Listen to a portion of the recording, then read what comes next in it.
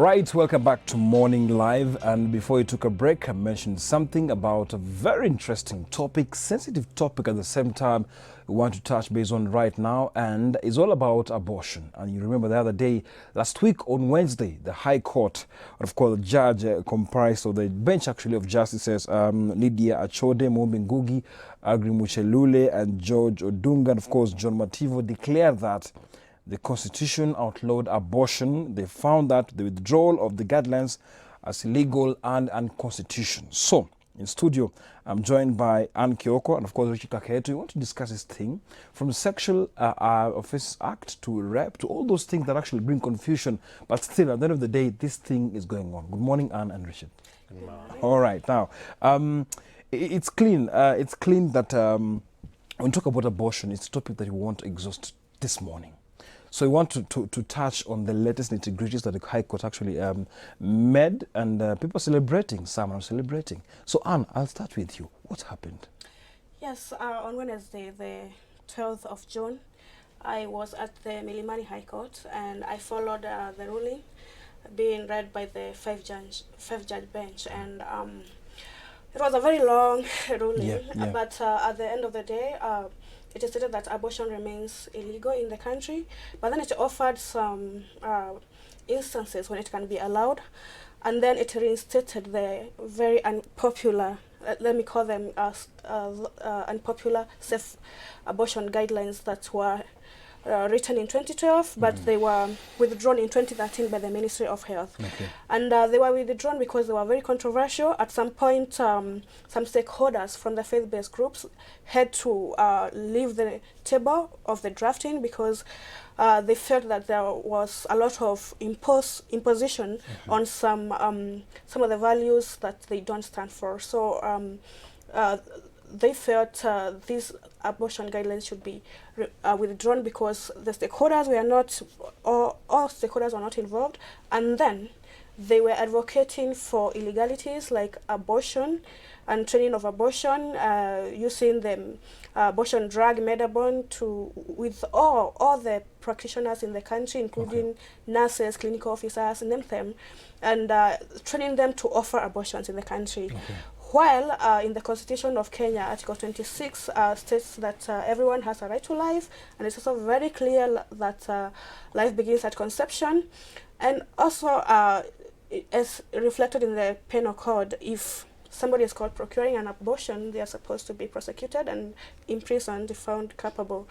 Yeah, so many people felt that these safe abortion guidelines needed to be withdrawn because they were advancing first an illegality, and then they were advocating for this abortion. And let me just tell you, they're called safe abortion guidelines, and maybe we need to start by defining what abortion is.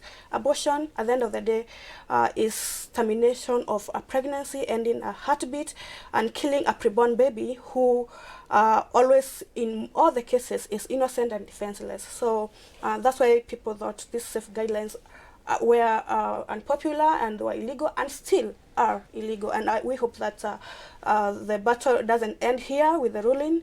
We hope that these safe abortion guidelines never have to be imposed on our women in the country. As a woman, I feel really very bad because God has given me this gift to give birth, and then they want to impose, they want to make me another person capable of killing even my own baby. Okay, interesting. Wow. Richard, once again, good morning. Good morning.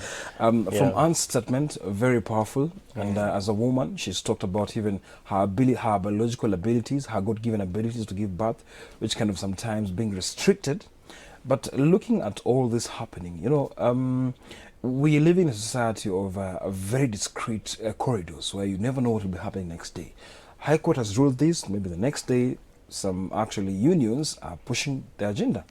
But looking from even the aspect of a Sexual Offences Act, now, rape has been given that lighter, maybe landing of some sort.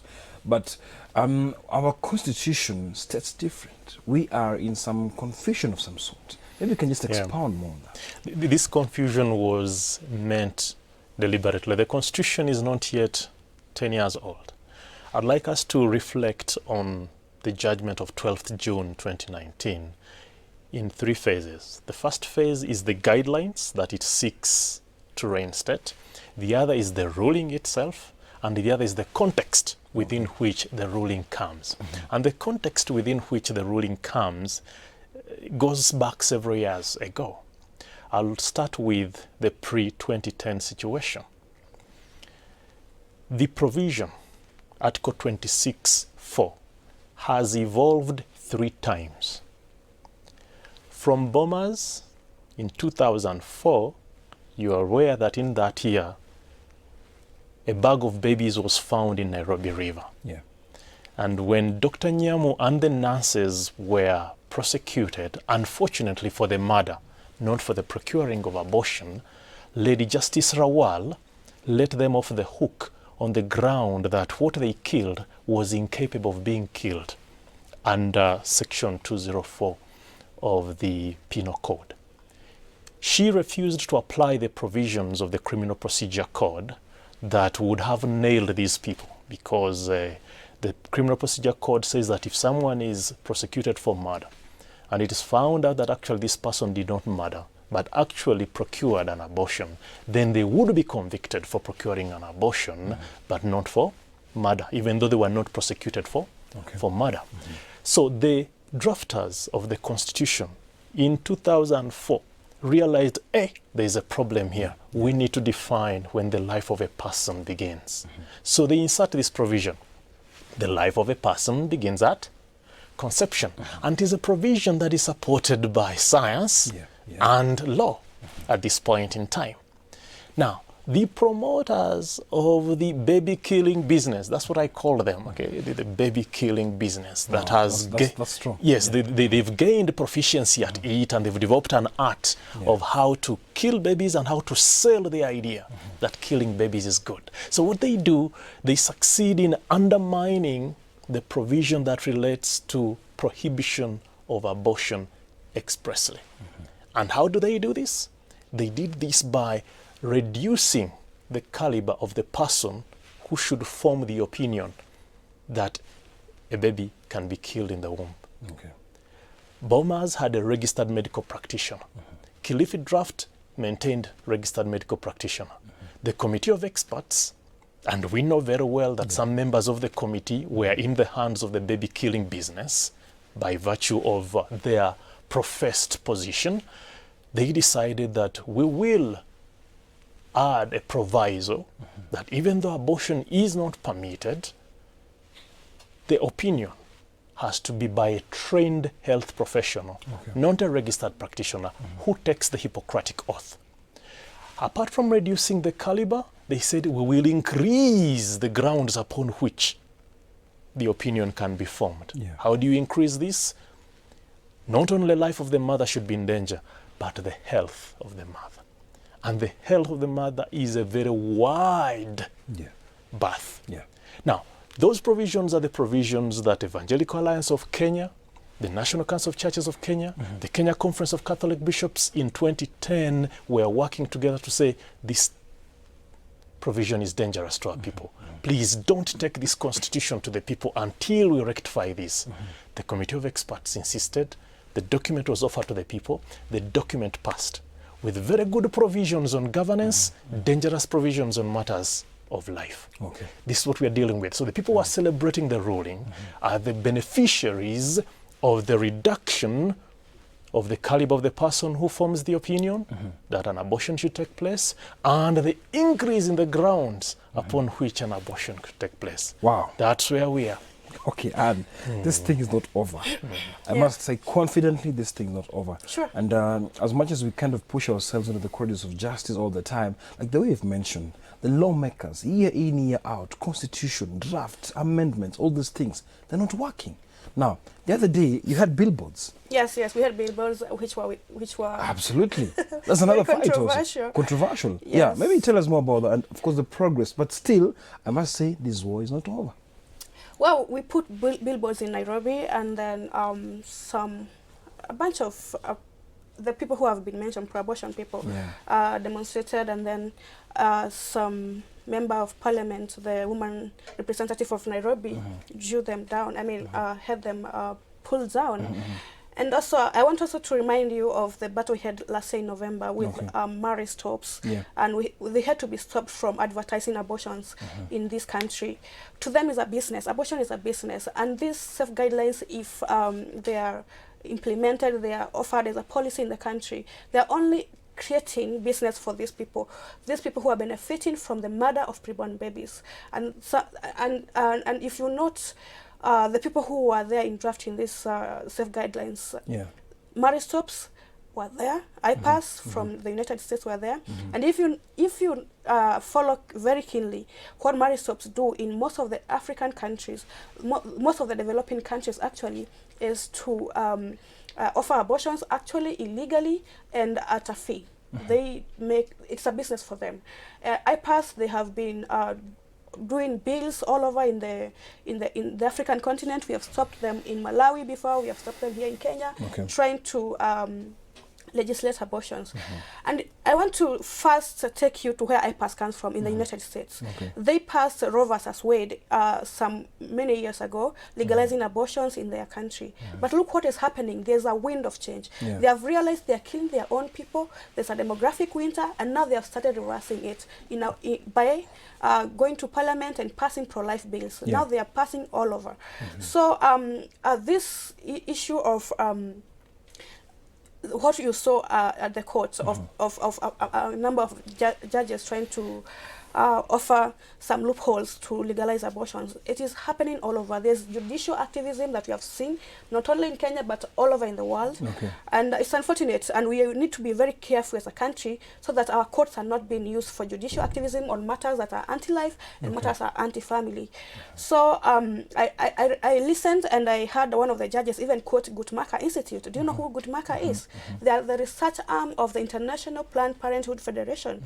International Planned Parenthood Federation in the United States, they have been caught selling baby parts of aborted fetus, aborted babies, you know. So to them it's a business, and they are trying to use every other channel they can get.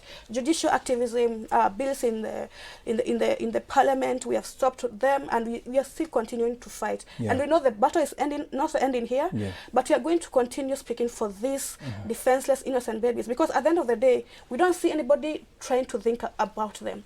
And most of the time, we don't. These babies don't apply to be born, you know, and we need to think about them. Who is speaking for these preborn babies?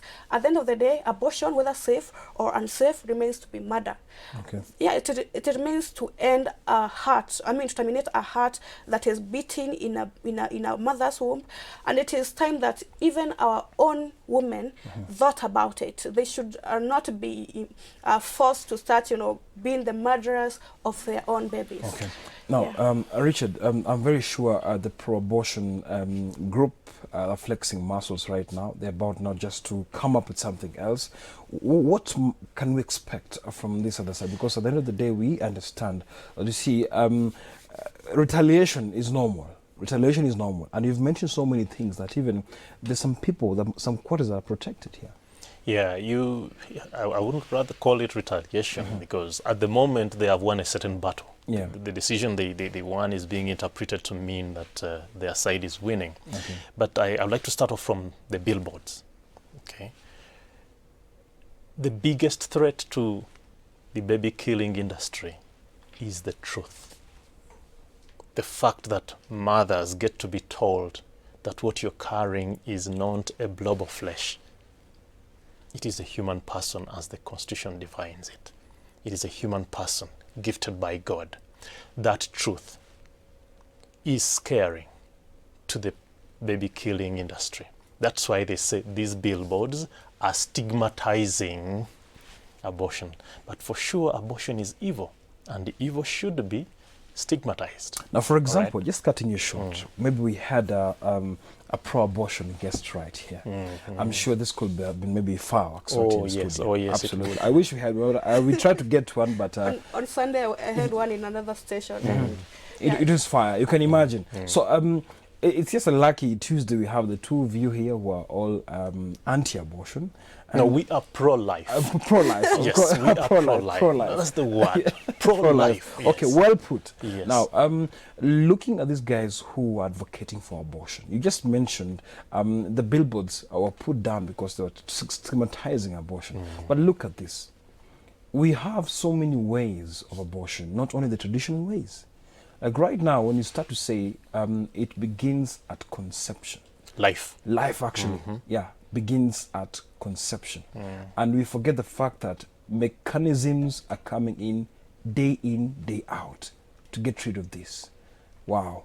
And we will be talking about all this thing openly, that indeed the practice is continuing somewhere, but look at even just a pill.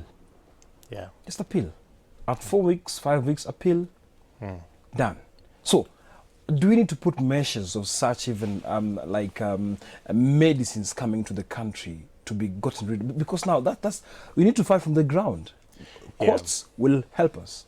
Well, yes. The medicines will always be there. Okay. The pharmaceuticals are making their money. And the pharmaceuticals are working on the mind of the consumer. The need for the message of these medicines has to be made normal and acceptable. You'll proceed with that. So we'll take a short break. We'll take a short break. I understand. Oh, my director just says, okay, I need to interrupt you a little bit. We'll take a short break. We pay the bills. When we come back now, Richard will proceed with his sentiment. Because at the end of the day, pharmaceuticals are out there. They're making money. Well, you can't forget about the doctors, but pharmaceuticals are also somewhere doing their thing. So we'll be coming to you after a short break. Stay tuned to Morning Live.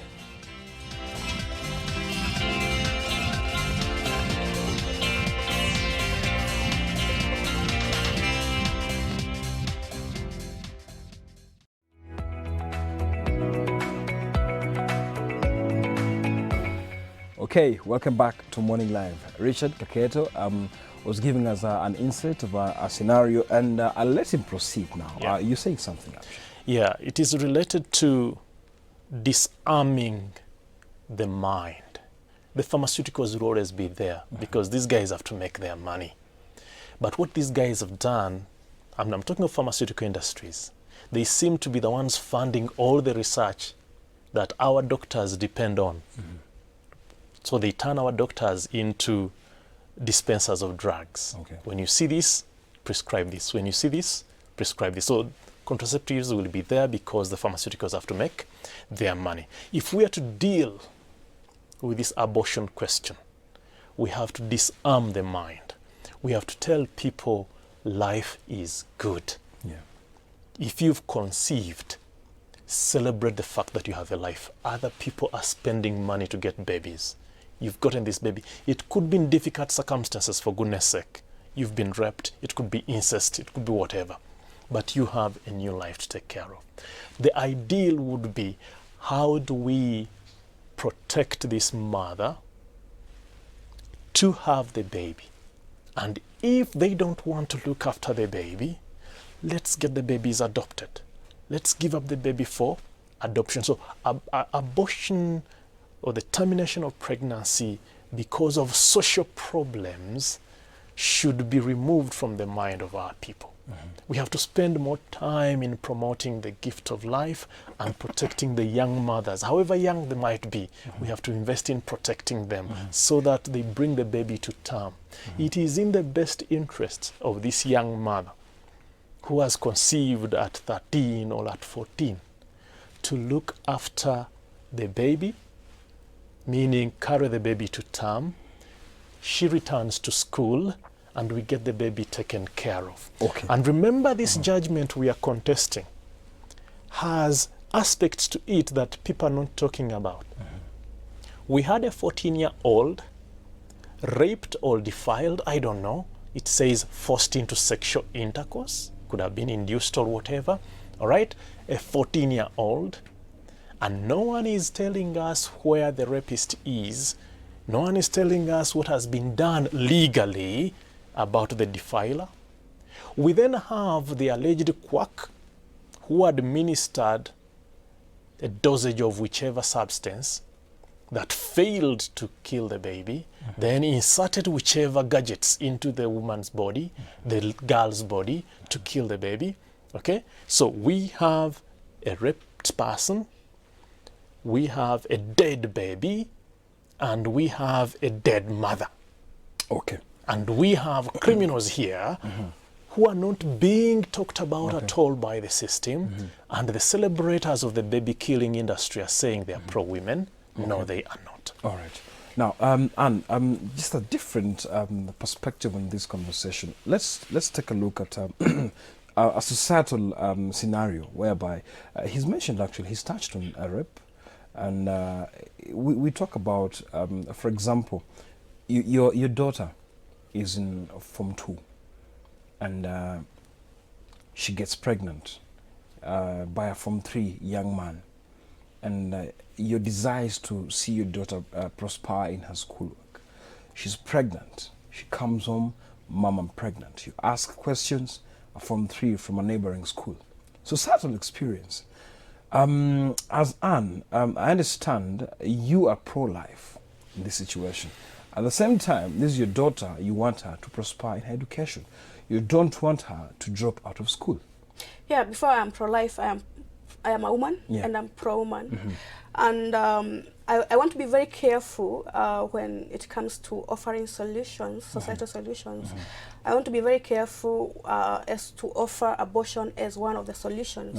99.9% of the abortions offered in this country are not because of these very extreme cases that we present, like rape and other sexual offenses addressed in Sex Offences Act of 2006.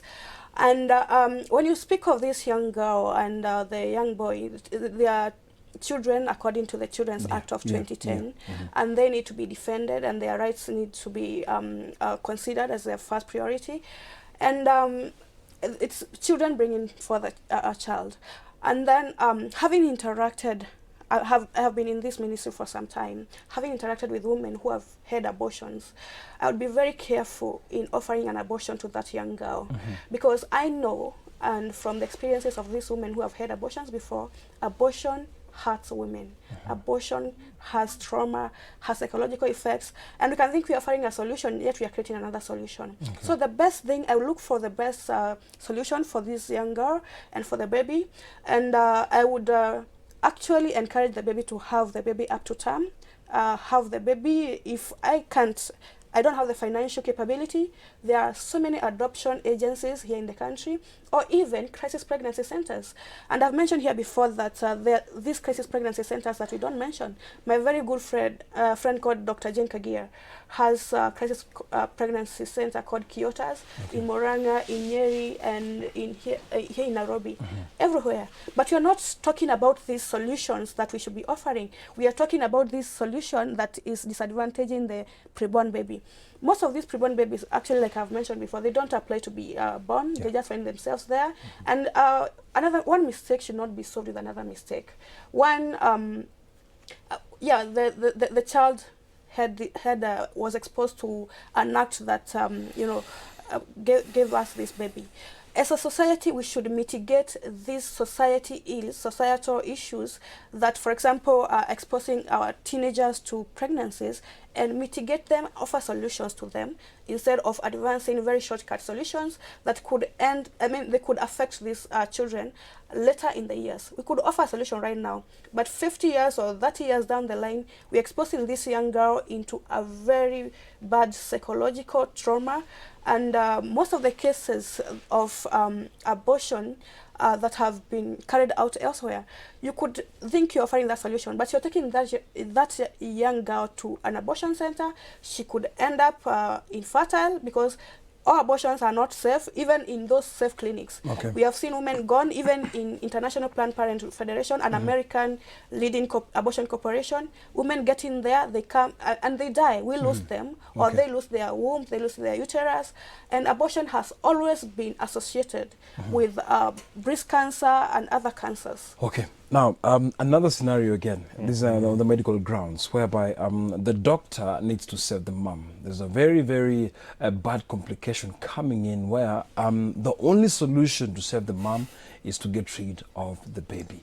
Now, I know you're laughing, and this is serious, because now, who will you save here? It's kind of tricky, but on your side, Richard. Yeah, it's kind of very heavy here, and the doctor. What if? And I insist, what if in bold? The mother has to be saved here. I'm not a medic, but my medical colleagues have told me, at least those who are conscientious, that there is no disease or ailment for which abortion is the prescription. Now, okay. I think I'll beg to differ. This is the situation. Before you proceed, let me give you the facts. I'll beg to differ, because we have a mother. We have scenarios, actually. It's a fact. We have scenarios where the mother has to be saved. It's a fact. We have So what will happen here? Because at the end of the day, the baby is also a precious. Let me give you the case myself. All right. So we have a mom with a cancerous uterus. Okay. Right. And we have a baby in there. If we let her carry the baby to term, either both will die or one of them will die.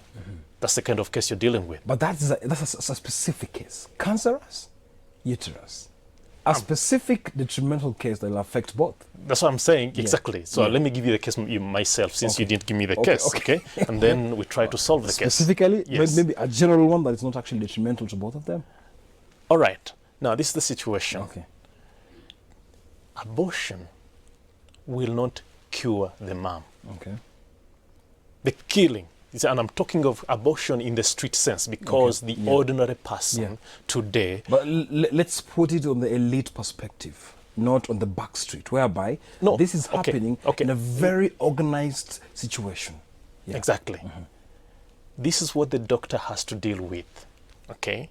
There's something called the principle of double effect, that we will go to treat the cancer in the uterus. All right? We will treat the cancer in the uterus, with the foreseen but unintended effect of the death of the baby. Because an action is considered moral on 3 grounds. The action itself must be intrinsically good, the intention must be good, and the circumstances must be good. All right? So the act of treating the cancer in the uterus is good. The intention is to treat the cancer in the uterus. If the baby ends up dying in the process of treating the mother, okay? We went to treat the mother. We didn't go to kill the baby. The pro-abortionists would like to proceed by kill the baby first, then treat the mother. This is completely different. So this is where we need to bring up our doctors and medics to be protectors of life, not easy dispensers of shortcuts to killing life. Okay. Yes, and this brings us to the safe abortion guidelines that were reinstated by the High Court. They are opening a Pandora's box to abortion being offered by even the lowest of the cadre, nurses, midwives, and all those trained health professionals, clinical officers and others. And these people have not sworn into the Hippocratic Oath. You know, when you have sworn into this oath, you have at least the ethical obligation or even the conscience to be able to first prioritize the 2 lives of the mother and of the preborn baby. Are you trying to suggest CEOs and nurses are low professional medical cadre, that's for the matter? No, I'm not saying they are low, but they are the medical practitioners, those who go for medical schools and they have sworn into the Hippocratic Oath. I think we should only make them responsible for decisions on whether to terminate life or not, because of the Hippocratic Oath which they are sworn into. Yeah, because we have seen medical officers in this country who are taking advantage of some. Yeah, we have seen them, and you saw them advertising abortions. They are making money out of abortions, and I know even in Kenya, you have seen even corruption, even 20 shillings being offered to traffic officers. You cannot tell me that if a medical officer today finds an opportunity to get, some 5,000 from killing a baby, they cannot do that. people want money and they're going to make it out of killing babies. Okay. Yeah, we should regulate this practice. All right. In a rape situation, we talked about it, and balancing between the Sexual Offences Act, Yeah, rape. right. Yeah. So, explore more on that, because now it's also kind of offering another issue of reaction here. And there's something we need to note here. Yeah. The member of parliament then who tabled the sexual offences bill ended up on the committee of experts of the constitution making. I need to put that out. Now, the Sexual Offences Act allowed for abortion in cases of rape. Okay? Then we get a constitution that subsequently says, look here, we have a life of a person in the womb. Okay? It gave personality to the unborn. Before 2010, the unborn did not have the personality that the Constitution granted. Okay. And then the same Constitution says abortion is not permitted, of course, with the various provisos there. Now, the proper reading of the Sexual Offences Act in relation to the new Constitution had to be more in favor of protecting the unborn than in dispensing abortion. Okay. That's the kind of interpretation that ought to have yielded, since the Constitution has a sort of supremacy over. But as we've indicated, the provisos that were plugged onto Article 26(4), abortion is not permitted unless in the opinion of a trained health professional. Those exceptions inserted in by the committee of experts, not agreed by the people, meant that let's make abortion as available as possible on all grounds. All right. And as we wind up, just briefly, I know you're also flexing your muscles. You're expecting something very soon. You've been sued. Yes, we are in court, and marriage stops. Like I said, in November, we stopped them from offering abortions. So, they were suspended temporarily, and it was a battle between me, them, and in the medical board. And we are soon maybe expecting another landmark ruling, or maybe to allow more abortions or less. So it's a battle that is not ending. We will call you here but again. I want to reiterate that just briefly, Kenyans are pro-life. 87% of Kenyans, according to Ipsos survey, are pro-life. And if you go to the grassroots down there, you will find that Kenyans are pro-life. This activism that we are seeing here is only by a number of pro-abortion groups, and we have them, a number of them, like 17 groups, who want to They're making money on killing babies. Killing of babies. And because of time, I understand. They're making money off it. This topic won't end right here. We are going to stop them. We will follow up with you guys, because we still need their progress, and we'll appreciate your presence very soon again. Thank you so much for having us. Thank you so much, Richard. And thank you for this opportunity to share. Anytime. And of course, we'll call you back again. But next time, we'll be having some characters also in the studio. And I believe it will be awesome. All right. Thank you so much. Just hold on.